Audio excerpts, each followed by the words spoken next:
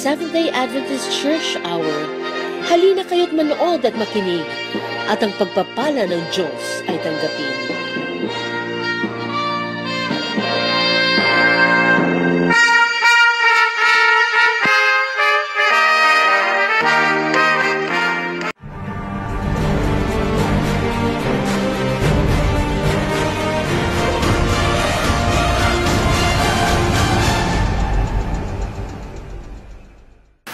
Kayo po ay malugod naming binabati sa atin hong unang gabi ng pagsasagawa ng End Time Bible Prophecy Seminar. Ito po ay 13 pagkakataon na atin hong isasagawa, at tayo po ay nagpapasalamat sa Diyos sapagkat niloob niya na magawa itong ating End Time Bible Prophecy dito po sa lugar ng Pasig Seventh-day Adventist Church. Niya pong inilaan ito na maganap ngayon pong araw pong ito hanggang April 13. At ganoon din sa mga kapatiran ho ng Pasig Seventh-day Adventist Church, sa atin hong mga kaibigan na dumalo sa gabing ito. At ganoon din ho sa mga nanonood sa atin hong live streaming. Kung anumang oras ho kayo datnan sa mga sandaling ito, malugod ho namin kayong tinatanggap sa atin hong unang pag-aaral dito po sa 13 pagkakataon na ating pag-aaral ng mga wakas ng panahon na sinasabi ng hula ng banal na kasulatan. Bakit kinakailangan ho na pag-aralan po natin ito pong mga wakas ng panahon? Meron bang sinasabi talaga ang Biblia tungkol sa wakas ng panahon? Kung meron ngang sinasabi ito, kinakailangan talaga nating maging handa. At kung tayo'y maging handa, kinakailangan yung pagiging handa ay manatiling handa. Maring sa simula, pwede ho tayong maging handa, pero habang lumalaw ng panahon, maraming dumarating sa panlalamig dun sa maalab na simula ng kanilang pagkakilala sa Panginoon. So dito po sa gabi-gabi nating pag-aaral, itong End Time Bible Prophecy ay nagdadala sa atin na maging handa at paanong manatiling handa, at upang maingatan ang pabalita na nais ng Diyos na atin nung maunawaan sa gabi-gabi nating pag-aaral. Meron akong babasahin rito. Ito po ay Science Correspondent. Ito po ay nilabas noong 2017, June 19. Ito po ay NASA, National Aeronautics Space Administration discovers 10 new rocky planets like Earth. NASA has announced the discovery of 219 new suspected planets outside our solar system.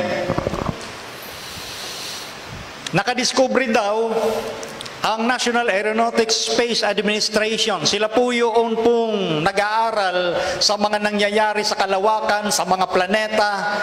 Sinabi nila na nakadiscovery daw sila ng mahigit 200 bagong pinaghihinalaang mga planeta labas sa ating solar system. Ano kaya ang ibig sabihin ng sinasabi nilang ito? At ang dagdag pang sinasabi, scientists using NASA Kepler have identified 219 potential new worlds. Natuklasan daw nila yung 200 may higit na pwedeng gawing bagong sanglibutan.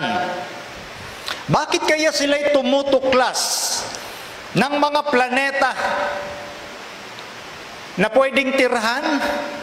Sabi pa rito, Space Agency says latest discoveries have significant implications for the search for life in other parts of the universe. Sinasabi rin po na naghahanap talaga sila ng ibang may buhay sa ibang bahagi ng ating sansinukob. Bakit kinakailangan kayang tumuklas ng ibang planeta at ibang mga planeta na pwedeng tirhan? Ano bang problema sa ating planetang Earth? Meron bang problema sa ating planeta kung bakit kinakailangang maghanap pa ng panibagong mga pwedeng tirhang mga planeta? Ano bang nangyayari sa ating planet Earth? Kaya nga dito sa End Time Bible Prophecy, meron bang sinasabi ang Biblia tungkol sa ating planeta? Ano ba ang natuklasan naman ng mga tao tungkol sa kalagayan ng ating planeta? Bakit natin sinasabing maging handa, manatiling handa, at panghawakang matibay yung ating matututunan sa gabi-gabi natin pong pag-aaral na ito? Pansinin niyo po ang sinasabi ng ilang mga mahuhusay na mga manunulat at mga scientists kung bakit ang National Aeronautics Space Administration ay tumutuklas ng mga planeta na pwedeng tirhan. Sabi sa isang libro, The Earth Crisis, The Demise of Earth and Interplanetary Migration to Sphere. May sinasabi po rito patungkol po sa tinatawag na krisis sa atin pong planeta.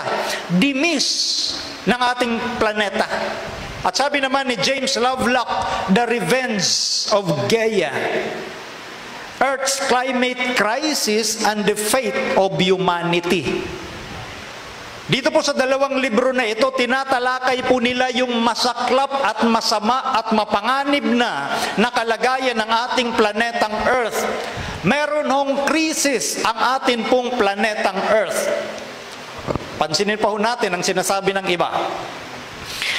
Sangayon naman kay Swami Chinmayananda, Planet in Crisis, Reawakening the Human Spirit. Siya din po ay nagsalita sa The United Nations. Pinag-uusapan po ito ng buong mundo ang patungkol sa krisis na kinakaharap ng ating planet Earth. Ang sabi pa sa ibang mga babasahin, Planet Earth's last hope, African self-determination. Kung ating titingnan ang mga babasahing ito, mga kapatid, meron ho talagang mga kakatuwang nangyayari. Meron hong panganib na kinakaharap ang ating planetang kinalalagyan. At maraming mga tao hindi alam ang sitwasyon po ng ating planeta. Yung iba ipinagkikibit balikat nila. Kaya ang ating paanyaya sa ating pong pag-aaral gabi-gabi, ay atin pong sundan po ito upang makita natin ang tunay na sitwasyon ng ating planeta at ano ang pag-asa na pwede nating panghawakan. Dito sa babasahing ito, meron silang huling inaasahan. Kinakailangan ng tinatawag na self-determination. Napapansin niyo po yung mga gawa ng mga artists patungkol sa pagkakaisa dapat na gawin ng mga tao para mapabuti pa, maisalba pa ang planeta na ating kinalalagyan ngayon. Sa ibang mga pagsasalarawan, kumbaga nasa dulo na tayo ng ating planeta ay babagsak na. Kaya hindi nakapagtataka na yung mga scientists sa National Aeronautics Space Administration ay tumutuklas ng mga lugar na pwedeng mayroong buhay at maaaring tirhan. Pero ang malungkot na kalagayan at katotohanan, ito lamang ang ating planetang Earth sa ating solar system ang pwedeng tirhan na pwede tayong mabuhay.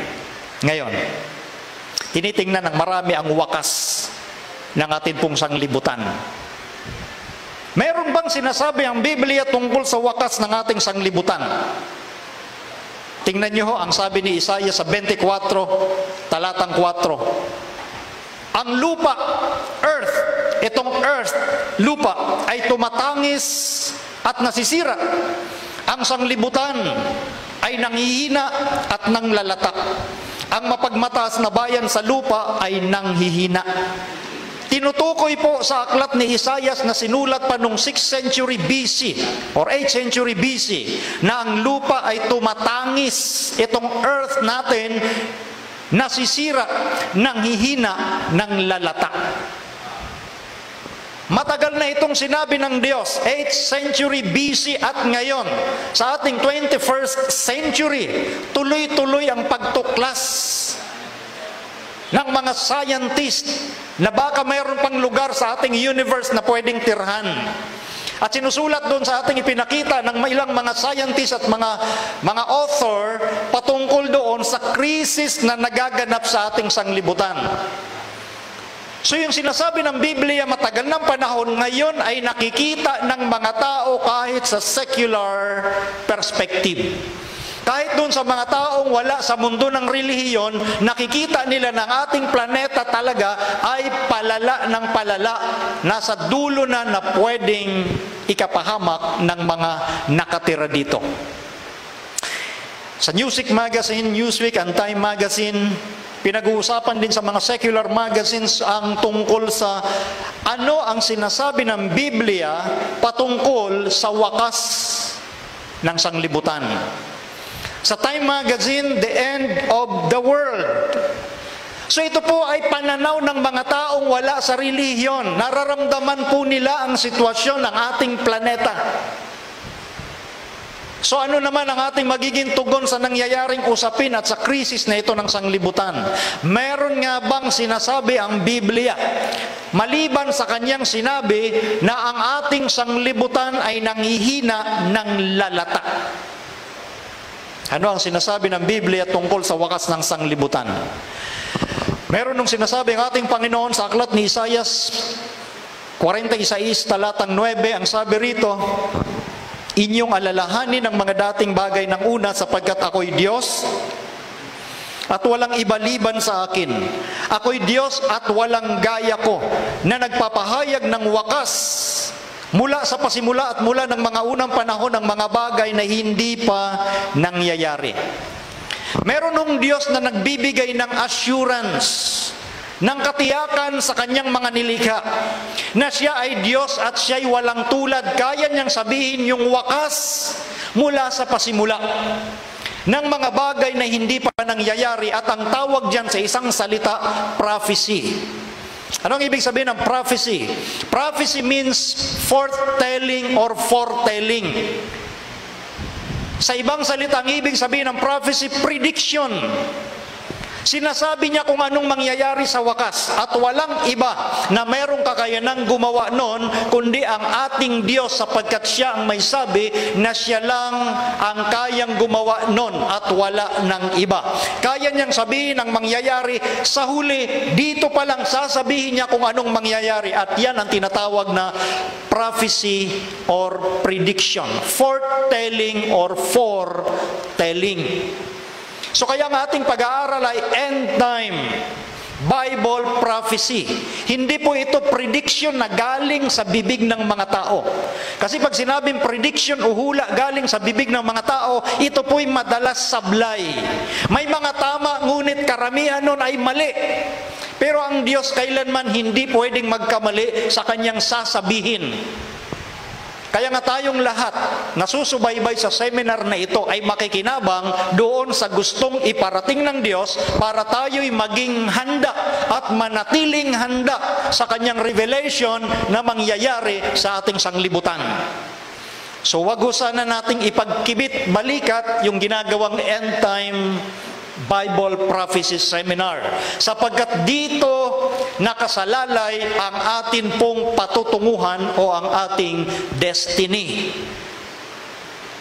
Ipagkatiwala po natin sa kakayanan ng Diyos na magsabi kung anong mangyayari sa hinaharap para tayo'y kanyang maihanda.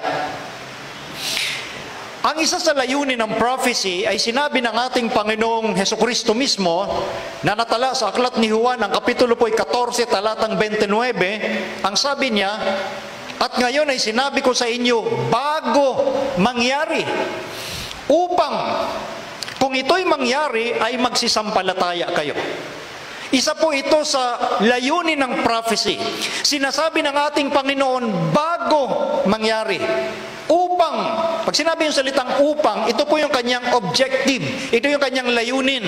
Na kapag nakita mo yung sinabi ngayon, pero mangyayari pa noon at nangyari nga, pag nangyari yun at kita mo, natuklasan mo, nasaksihan mo, ang layunin yan, upang magsisampalataya kayo. Therefore, prophecy edifies faith.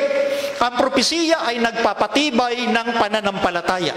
Sapagkat pag sinabing propesiya, may mga ebidensya kang panghahawakan. Ang pananampalataya ng tao ay hindi suntok sa buwan, hindi suntok sa hangin, kundi merong pinanghahawakang ebidensya upang kung anuman ang mangyari, hindi siya bibitaw doon sapagkat matibay ang ebidensya na kanyang pinanghahawakan. Ganon po katibay ang propesiya ng ating Panginoong Diyos. Pinapatatag ang atin pong mga pananampalataya. Ngayon, ang atin pong tema sa gabing ito, Time of the End from Babylon. Yung wakas ng panahon ay sinabi na sa Babylonia pa lang. So anong Babylonia ang ating pag-uusapan? The ancient Babylon. Sa ancient Babylon, sa matandang Babylon, sa kaharian ng Babylon, ang makapangyarihang kingdom noong 6th century BC, doon pa sa malayong panahong yon, sinabi na ng Diyos, nagbigay ang Diyos ng timeline kung paano, kailan magwawakas ang sanglibutan. Can you imagine? Tayo po'y nabubuhay ngayon 21st century AD. Pero ang propesiya patungkol sa katapusan ng panahon, sa wakas ng panahon, ay sinabi na ng Diyos 8th century or 6th century BC pa lang. Sinabi na ng Diyos. So ating tutuklasin yon. At ating makikita ang kapangyarihan ng Diyos na kaya nga niyang i-predict o sabihin ang mangyayari sa hinaharap. Ang atin pong pag-aaralang aklat ay nasa Daniel, ang kapitulo po ay 2. Dito ang karamihan nating gagawing pag-aaral sa gabing ito. Ito po ang kasaysayan. Sabi, simulan natin sa talatang 1 at patuloy. At nang ikalawang taon ng paghahari ni Nabucodonosor, ay nanaginip si Nabucodonosor ng mga panaginip at ang kanyang espiritu ay nabagabag at siya'y napukaw sa pagkakatulog. Pansinin niyo po ang naging karanasan ng haring si Nabucodonosor. Siya po ang isang hari sa makapangyarihang kingdom noong 6th century BC. Nagkaroon siya ng isang panaginip at ang sabi niya, yung espiritu niya nagbagabag. Sa English, ang pagkaliwat, perplexed. He was perplexed. Pag sinabi yung mga pangungusap noon, kakaibang panaginip ito. Hindi po ito ordinaryong panaginip. Ang panaginip na ito ay nagbigay sa kanya ng kabagabagan. Can you imagine ang isang makapangyarihang hari na bagabag sa isang panaginip lang? At ang kanyang ginawa, ipinatawag yung kanyang mga wise men. Ito po yung mga astronomers, mga wise men na kayang i-predict ayon sa kanila. Kaya nilang sabihin yung mga bagay na nagaganap sa sanglibutan. At nang sila ipinatawag, nagsalita ang mga Kaldeyo sa hari sa wikang Syria, "O hari, mabuhay ka magpakailanman. Saysayin mo sa iyong mga lingkod ang panaginip at aming ipaliliwanag ang kahulugan." Ito ang hinihingi ng kanyang mga wise men nung pinatawag, "Hari, ano ba yung panaginip mo at aming sasabihin sa iyo ang kahulugan?" Ang hari ay sumagot at nagsabi sa mga Kaldeyo sa verse 5, "Ang bagay ay nawala sa akin. Kung di ninyo ipaliliwanag sa akin ang panaginip at ang kahulugan niyaon, kayo'y pagpuputol-putulin. At ang inyong mga bahay ay gagawing dumihan." Napansin niyo po ang mabigat agad na bitaw ng hari. Pag hindi ninyo sasabihin sa akin yung panaginip at ipaliwanag ang kahulugan, kayo'y pagpuputol-putulin. Ganon katindi ang panaginip ng hari na kaya niyang pumatay ng mga tao pag hindi sa kanya masabi yung panaginip, pati kahulugan. So kakaibang panaginip po ito. Panaginip ito na handang pumatay ang hari pag hindi niya makuha ang kapaliwanagan at kung ano yung napanaginipan. So ito po hindi isang ordinaryong panaginip. Sila'y nagsisagot na ikalawa, itong mga wise men, at nangagsabi, "Saysayin ng hari sa kanyang mga lingkod ang panaginip at aming ipaliliwanag ang kahulugan." Pangalawang beses na nag-request itong mga wise men. Ang mga Kaldeyo ay nagsisagot sa harap ng hari at nangagsabi, "Walang tao sa ibabaw ng lupa na makapagpapaaninaw ng bagay ng hari. Palibhas ay walang hari, Panginoon o pinuno man, na nagtanong ng ganyang bagay sa kanino mang mga mahiko, inkantador o Kaldeyo." Dito makikita nyo mga kapatid, yung pagsuko ng mga wise men. Dumating sila sa isang punto na kung dati-rati ay sila'y nagmamalaki na kaya nilang sabihin ng mga bagay na nangyayari sa tao, pero sa pagkakataong ito, sila'y sumuko at sinabi nila walang tao sa lupa na pwedeng makapagpaliwanag ng itinatanong ng hari. At isang mahirap na bagay ang inuusisa ng hari at walang ibang makapagpapaaninaw sa harap ng hari liban ang mga Diyos na ang tahanan ay hindi kasama ng tao. Dito umamin ang mga wise men. Dito nakita yung kanilang pagkukulang, yung kanilang kahinaan. Dahil doon sa isang panaginip na gustong-gusto ng hari na malaman. Sa verse 12, dahil sa bagay na ito, ang hari ay nagalit at totoong nag-alab sa galit at nag-utos na lipulin ang lahat na pantas na tao sa Babylonia. Ganon kabigat ang panaginip, mga kaibigan, mga kapatid. Handang pumatay ang hari at sinabi niya nga sa kanyang decree, lipulin, annihilate, i-wipe out itong mga binabayaran kong tinuturing kong matatalino sa aking kaharian. Parang sinasabi ng hari, mga wala pala kayong silbi. Binabayaran ko kayo pero sa panahon na kailangan ko ang inyong expertise, wala naman pala kayong magagawa. Wow! Ang hirap po ng sitwasyon kung kayo ay napabilang sa mga wise men sa Babylonia. At ng panahong yon, wala po ang isang Hebreyong si Daniel sa tagpong ito. Kaya sabi sa verse 13, si Daniel po ay isang Hebreyo, kabataang Hebreyo. Sa gayoy itinanyag ang pasyat, ang mga pantas na tao ay papatayin. At hinanap nila si Daniel at ang kanyang mga kasama upang patayin. Dahil doon sa tagpo na ipinatawag lahat ng wise men at si Daniel kasama ng ibang mga Hebreyong kabataan, mga wise men din, pero wala sila sa tagpong yon. Kaya sila ipinahanap para patayin.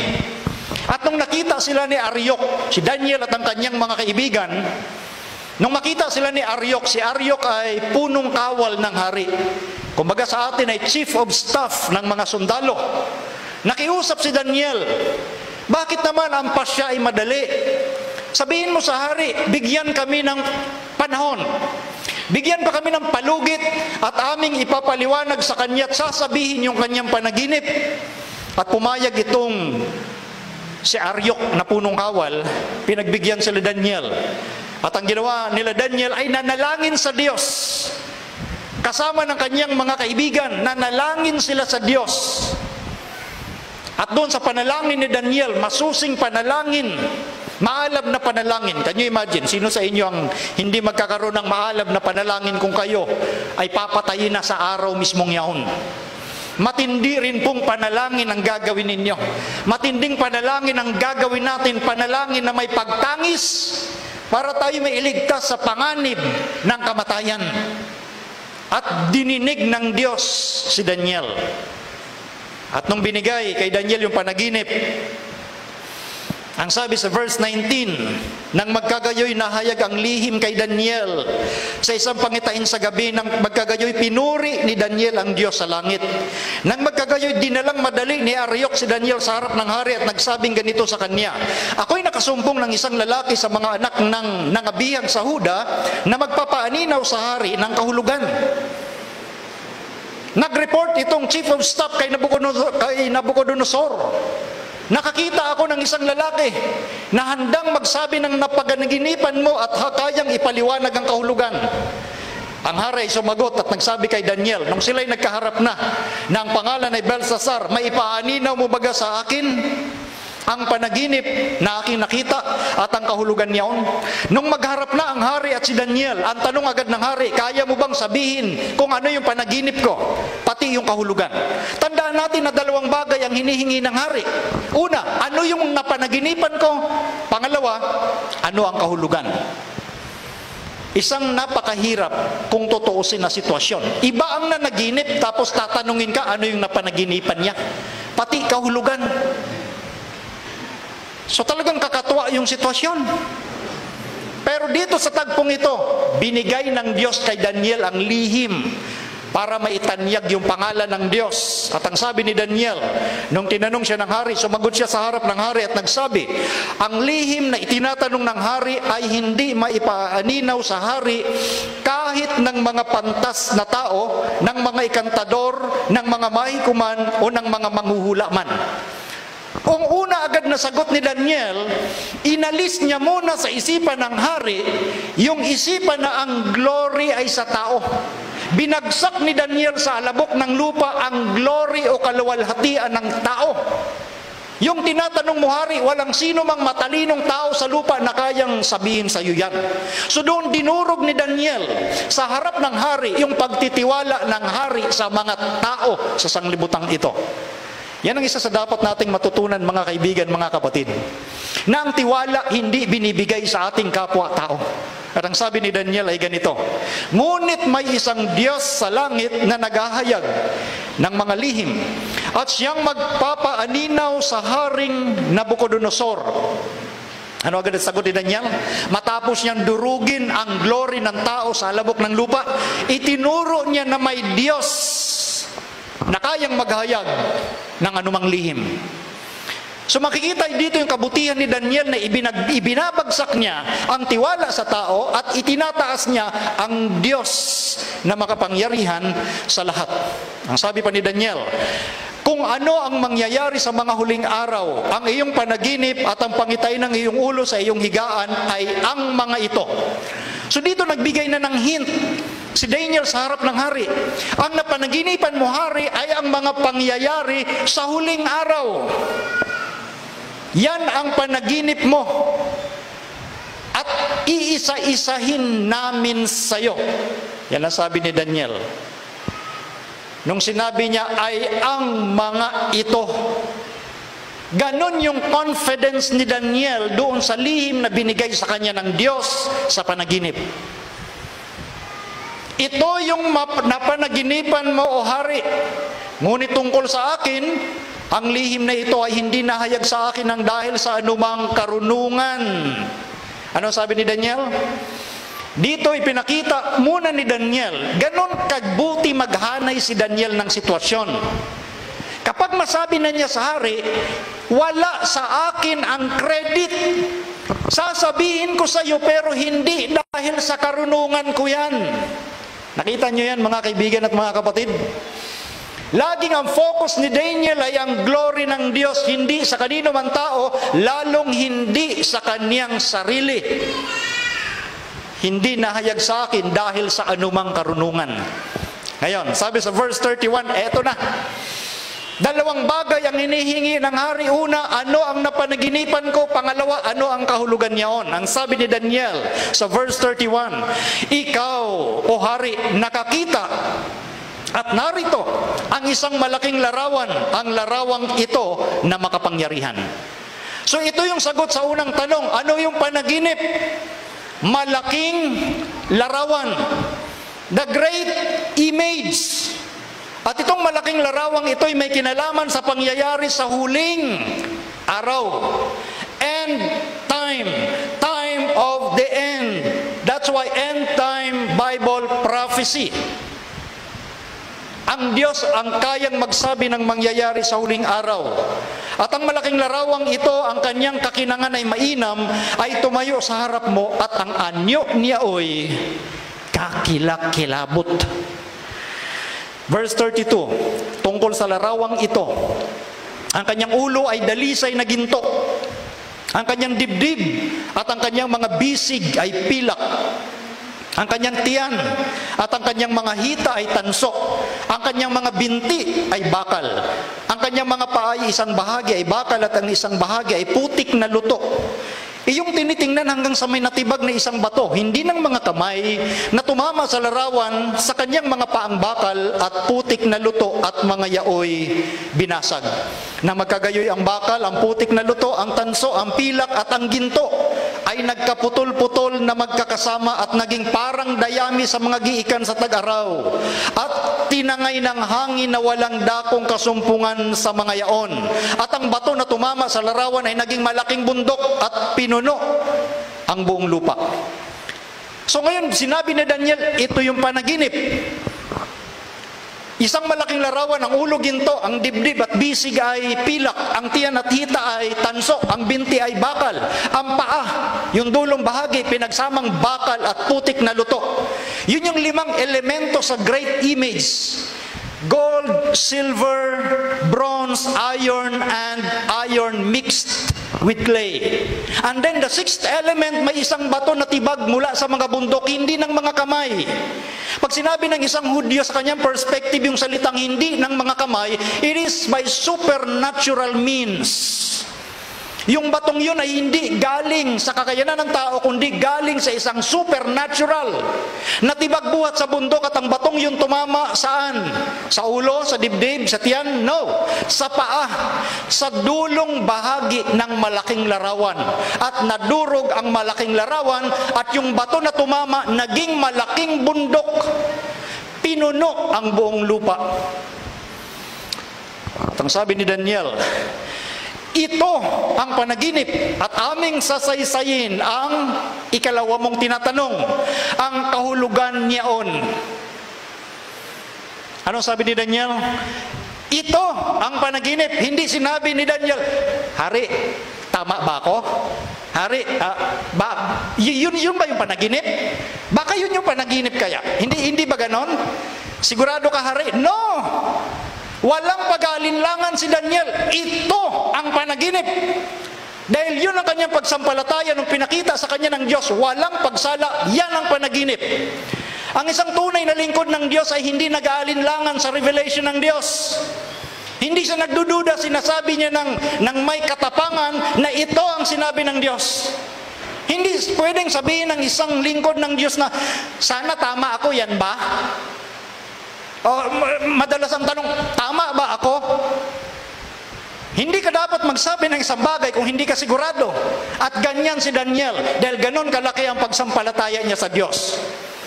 So ang aral na dapat matutunan ng mga lingkod ng Diyos, sigurado ka sa sasabihin mo, lalo kung ito'y galing sa Diyos.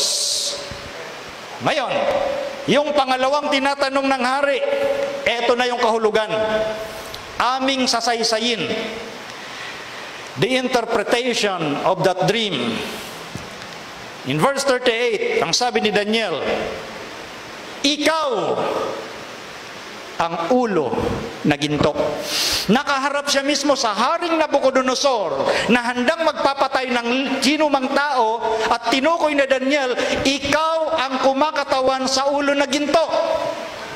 Marahil, kung i-imagine natin yung tagpo, para sigurong pumapalakpak yung tenga ng hari, ano?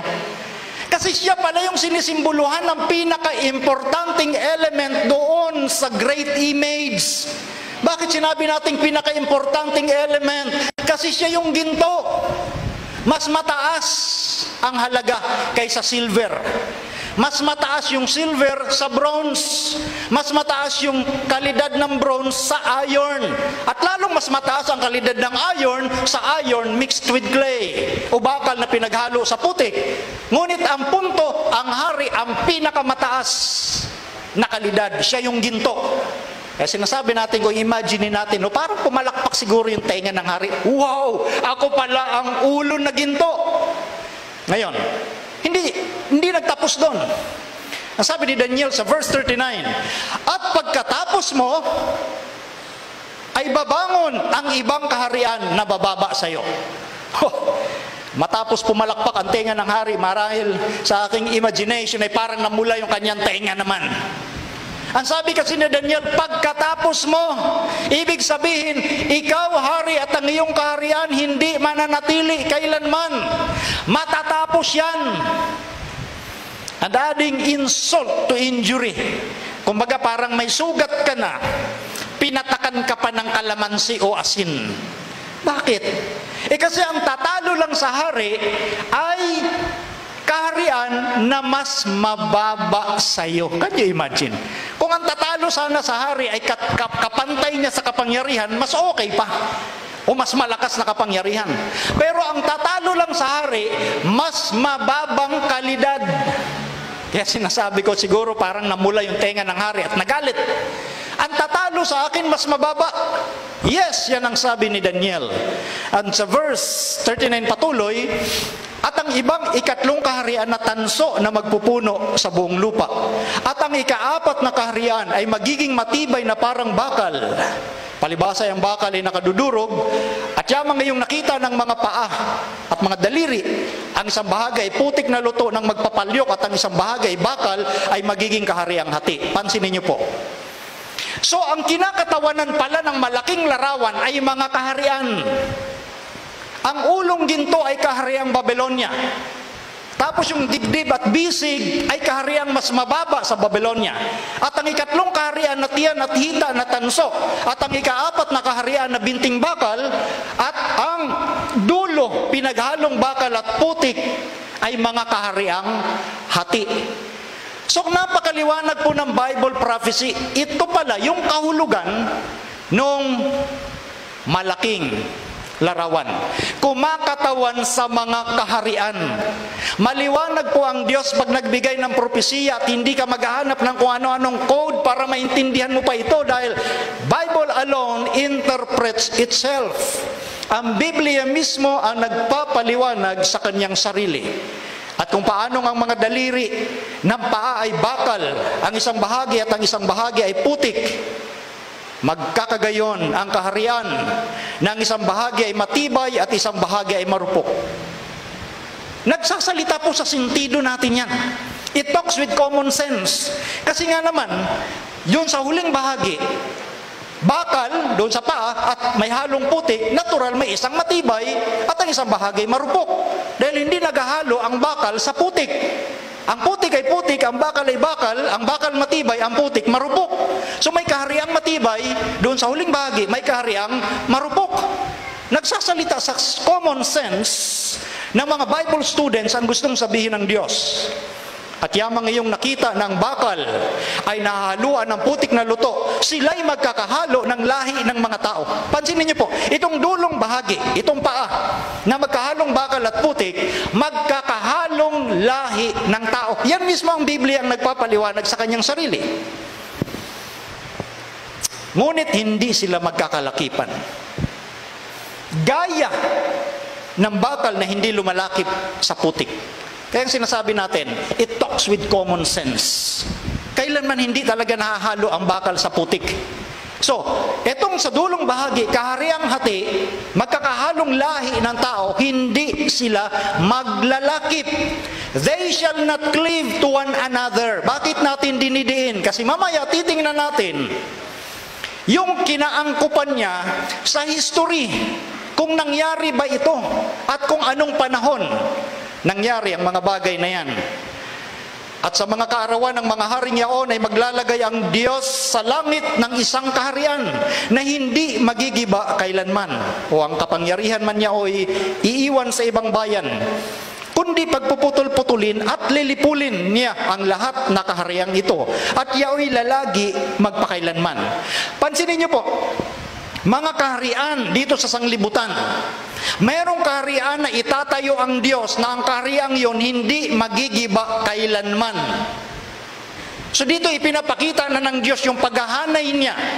Kung ano ang kahariang itinatayo ng tao, kahariang marupok sapagkat itinayo ng tao, pero may kaharian ng Diyos na itatayo niya na hindi magigiba kailanman.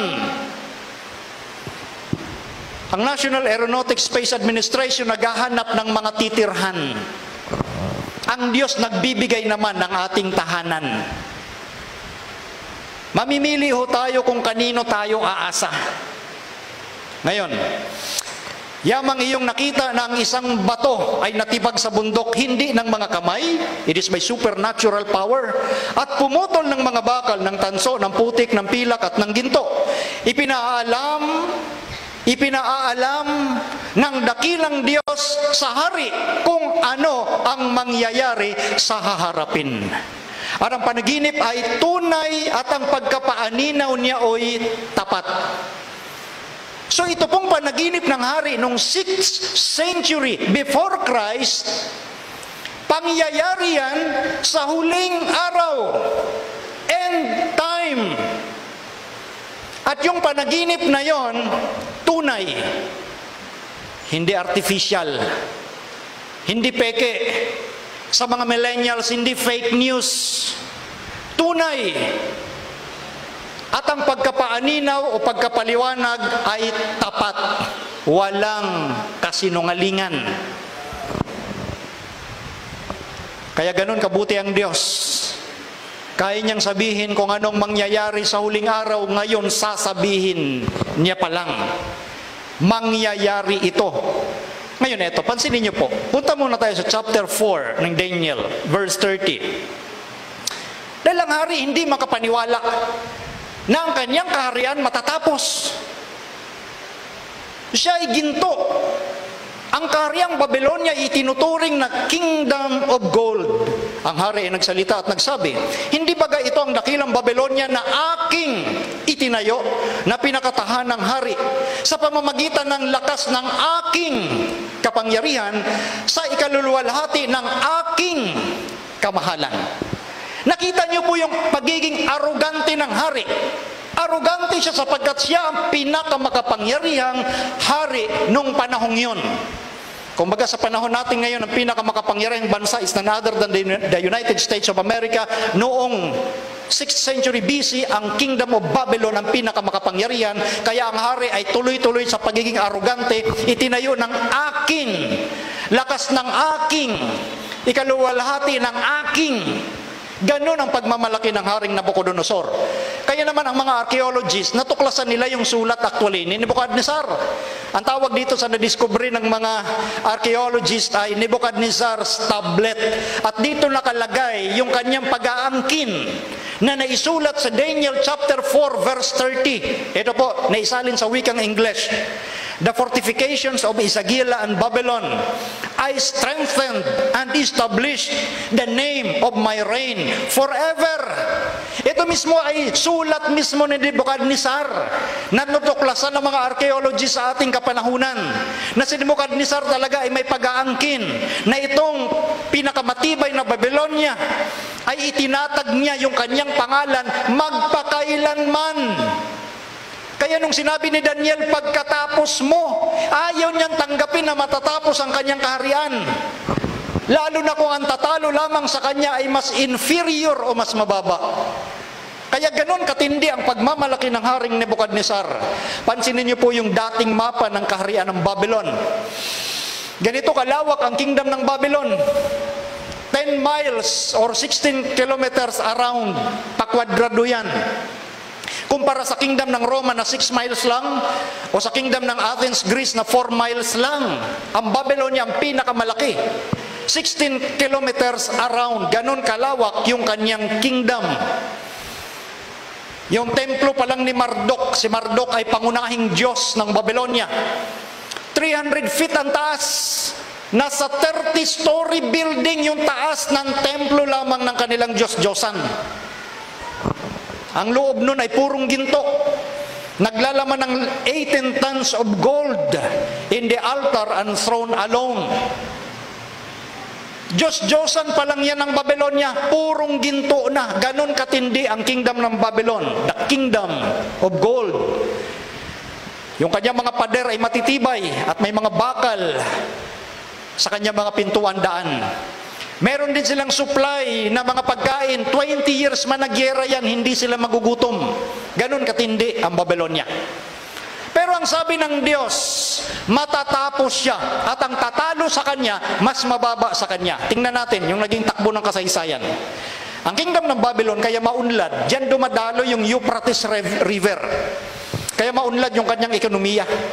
Pero ang sabi ng Diyos, sa Isaiah 45:1, ganito ang sabi ng Panginoon sa kanyang pinahiran ng langis kay Siru, na ang kanyang kanang kamay ay aking hinawakan upang magpasuko ng mga bansa sa harap niya at aking kakalagan ng mga balakang ng mga hari upang magbukas ng mga pintuan sa unahan niya at ang mga pintuang bayan ay hindi masasarhan. Napansin niyo po yung pangalang Siru. Isinulat ni Isaias, pero hindi pa dyan ipinanganak si Siru. 150 years before Cyrus was born, sinulat na yung kanyang pangalan sa Biblia. At ganyan ang kagandahan ng propesiya. 150 years before King Cyrus was born. King Cyrus of Persia.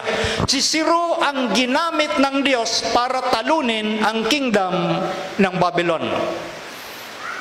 Noong October 13, 539 BC, winakasan ng hari na si Ciro, kasama ng uncle niya na si Dario ng Media, pinagsamang Medo-Persia Empire, tinalo nila ang kingdom ng Babylon noong October 13, 539 BC.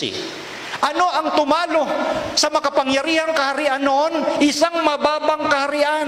Yun ang kumakatawan sa dibdib at bisig na pilak or silver. Mas mataas yung gold pero tinalo siya ng mas mababang kalidad na element.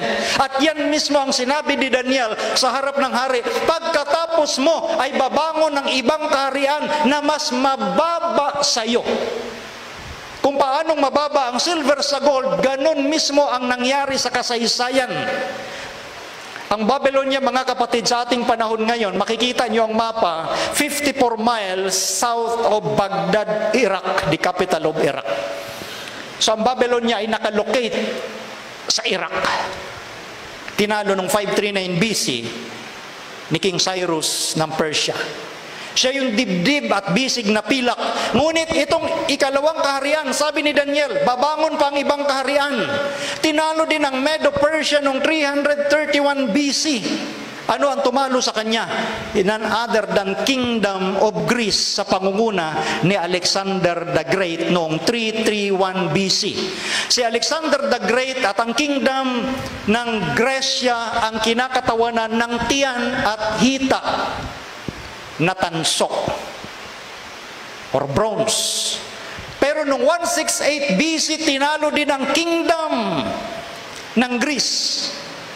Sabi sa History of Rome, on June 22, 168 BC, at the Battle of Pydna perished the empire of Alexander the Great 144 years after his death. So ano ang tumalo sa kingdom ni Alexander the Great? Is none other than Rome. Roma, ang ikaapat na kaharian na sinabi ni Daniel na binting bakal. Dahil ang kingdom ng Rome ay itinuturing na kingdom of iron. Kaharian na bakal. So kumakatawan ang binti or legs of iron sa kingdom ng Roma. So yung head of gold, Babylon, itong dibdib at bisig, Medo-Persia, tiyan at hita, Gresya, ang Roma, ang binting bakal. May tumalo ba sa Roma? Wala. Ang Roma ay nagkawatak-watak noong 476 AD. Sila po'y nagkawatak-watak. Ang kingdom ng Roma ay naghari sa panahon ni Kristo. Ang bumihag sa Israel at ang kaharian ng Roma ang may kapahintulutan upang patayin ang ating Panginoong Jesucristo. Ang Roma ay nagkawatak-watak. Pagkatapos ng binting bakal, pagdating sa paa, sila na yung paang bakal na may halong putik. At ang sabi ng Biblia, sila po yung magkakahalong at hating kaharian. The feet of iron and clay noong 476 AD. So walang tumalo sa Roma. Ang Roma ay nagkawatak-watak. Ang Roma ay nagkahati-hati. At ito po yung mapa noon ng Roma. Simula noong 351 AD up to 476 AD, diyan nagsimula yung pagkahati-hati ng solid na Roma. Yan po yung Anglo-Saxons, nandyan yung Franks, Alamani, Lombards, Ostrogoths, Burgundis, Suebi, Visigoths, Heruli. Ano ang mga modern counterpart names sa panahon natin ng mga barbaric tribes na yan? Ito po. Ang Alamani, sila po sa kasalukuyan yung tinatawag na Germany.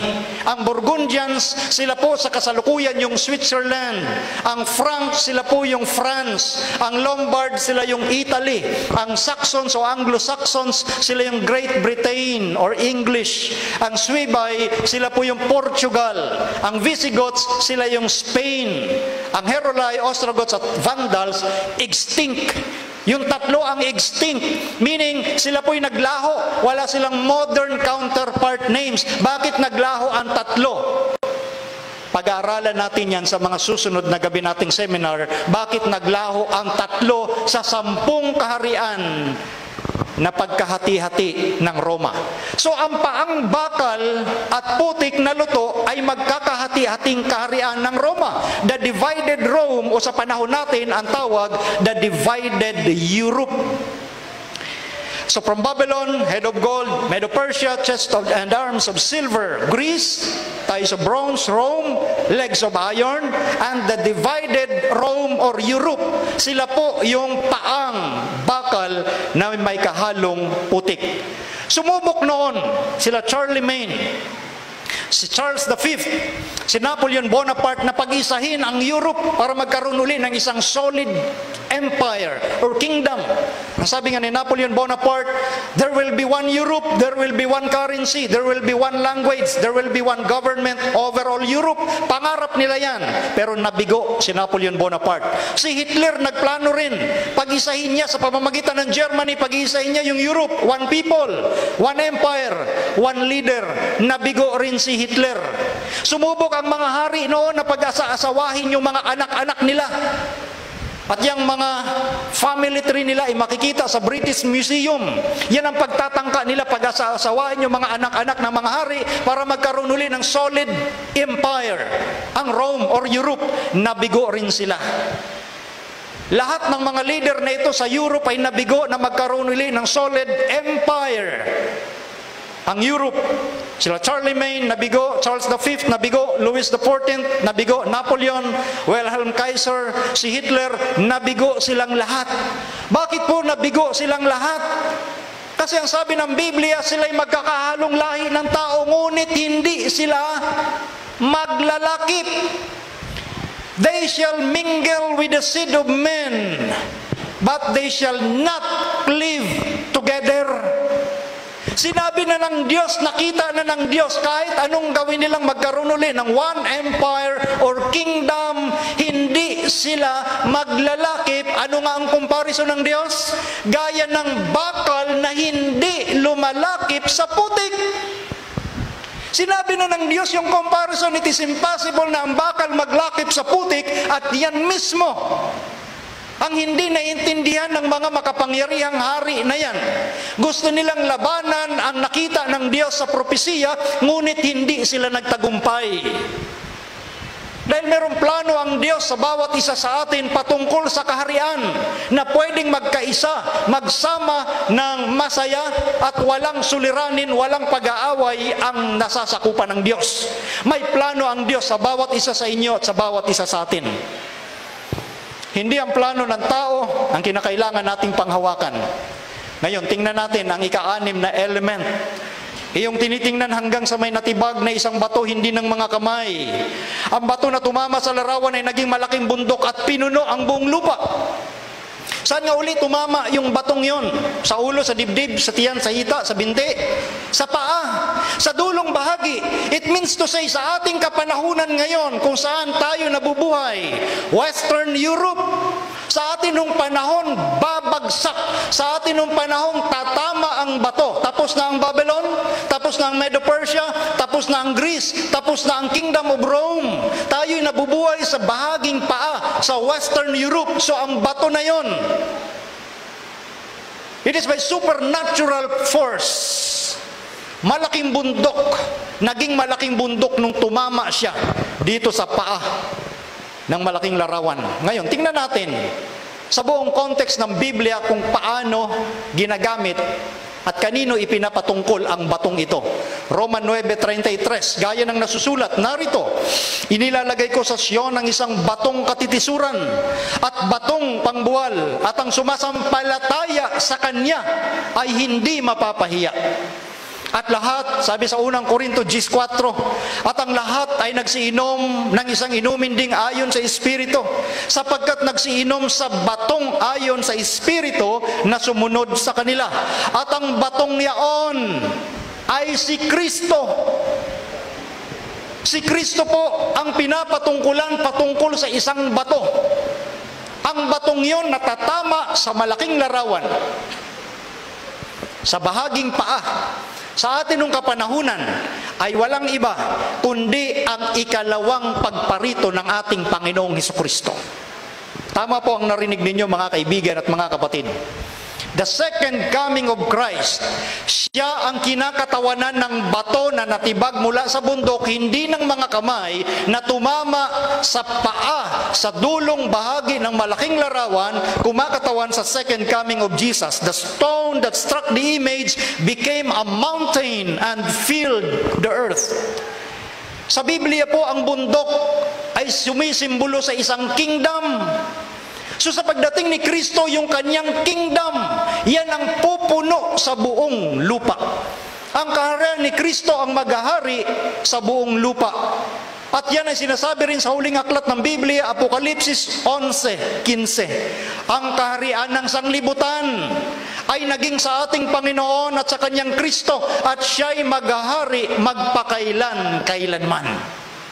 So yung sinasabi doon sa panahon ni Daniel, 6th century BC, patungkol sa isang kaharian na itatatag ng Diyos dito sa sanglibutan, magaganap sa ikalawang pagparito ng ating Panginoon. Dito po ngayon natin sa mga kapatid, mga kaibigan, sa End Time Prophecy Bible Seminar, handa ka ba na salubungin ang ating Panginoon sa kanyang ikalawang pagparito? At ngayong narinig mo ang katotohanan patungkol sa propesiya regarding sa end time Bible prophecy. Ipinapakita doon yung timeline from Babylon, Medo-Persia, Greece, Rome. Nangyari ang lahat ng iyon. Walang isang sumablay. Anong dahilan para sumablay ang ika-6 na element, which is yung pagtama ng bato, the second coming of Jesus Christ? Nangyari na yung 5 bahagi. Anong dahilan para hindi mangyari yung pinakahuli? So ito ang nais ng Diyos, ng ating tiwala, ilaan lamang sa Kanya. Ibigay natin ang ating sarili, ang ating tiwala, ang ating lakas, ang ating buhay sa ating Panginoong Jesucristo. Hindi sa kakayanan ng tao na magtatag ng kaharian. Hindi sa kakayanan ng tao na maghanap ng mga planeta na pwede nating tirahan. Sapagkat itong tanging planetang Earth ang ginawa ng Diyos na pwedeng tahanan ng may buhay sa ating solar system. Wala nang ibang planeta sa ating solar system na may buhay. At ang Diyos ay nakalaan na baguhin ang ating sanglibutan sa pamamagitan ng pagtatatag ng kaharian ni Kristo. Ngayon, kanino tayo papanig? Kanino tayo aasa? Narinig natin ang katotohanan sa end time, sa timeline na binigay ng Diyos from Babylon, the time of the end from Babylon. Napakahabang panahon yon. Tayo ngayon nasa 21st century AD na. Mahabang panahon ang binigay ng Diyos sa atin para maintindihan natin. At para tayo maging handa. At para tayo manatiling handa. At iasa ang ating buhay sa Kristong darating na magtatatag ng kanyang kaharian. Huwag nating sayangin ang kaharian yon. Narinig nyo ngayong gabi ang katotohanan patungkol sa kawakasan ng panahon. Ipinakita ng Diyos yung timeline. Panghawakan natin yon. Yung katotohanan ito ay masasayang lamang kung hindi natin panghawakan, panindiganan, at isabuhay yung gusto ng Diyos na buhay na gusto niyang makita habang naghihintay sa kanyang ikalawang pagdating.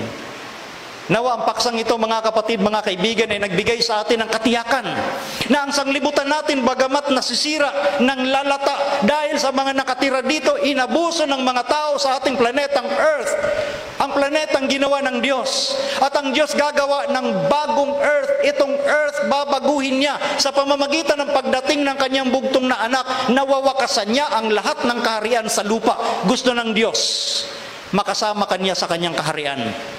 Gusto ng Diyos na makasama kanya sa libreng kaharian na kanyang ipapatahan sa atin magpakailanman. Dahil ang sabi ng Biblia, ang kahariang yon, maghahari magpakailan-kailanman. Hindi matatapos, sabi sa aklat ni Daniel. Huwag tayong umasa sa mga kaharian na matatapos. Yes, matatapos ang mga makapangyarihang bansa dito sa ating sanglibutan. Ang mga makapangyarihang leader na mga arogante na para bagang sila ang may kapangyarihang magsabi kung saan ka pupwesto, kung saan ka tutungo, kung ano ang dapat mong sagot. Ang Diyos ay nagmamalasakit sa bawat isa. Gusto niyang ipagkaloob sa atin ang higit na makakabuti para sa atin, kaibigan at mga kapatid. Panghawakan natin ito. In this time of the end, sa end time Bible prophecy, dito natin makikita unti-unti ang plano ng Diyos sa bawat isa sa inyo, sa bawat isa sa atin. Nawa huwag nating kaligtaan ang mga susunod nating paksa. Dahil dito sa ating unang gabi, inilatag natin yung timeline. Kumbaga sa mapa, nakalatag na yung mga lugar na ating tutunguhin para maintindihan natin ang bawat station na atin pong tinitigilan sa sanglibutang ito. Mayroon tayong mapa na pinanghahawakan, none other than the Word of God, the Bible. At ang pag-aaral natin, the end time Bible prophecy. Ang Diyos ang magsasabi kung anong gagawin mo. Ang Diyos ang magsasabi kung ano ang nais niya na para sa ikabubuti mo. Panghawakan lamang natin, manindigan tayo sa katotohanan at mabuhay tayo sa kapayapaan. Pagpalain tayo ng Diyos sa gabing ito.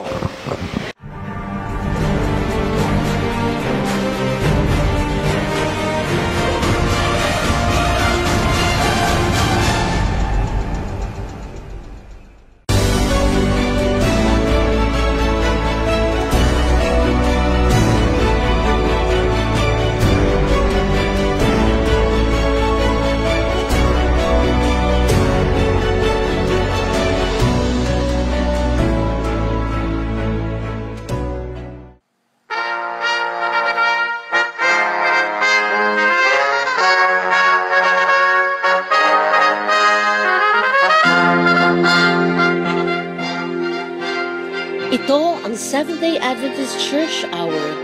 Halina kayo't manood at makinig, at ang pagpapala ng Diyos ay tanggapin.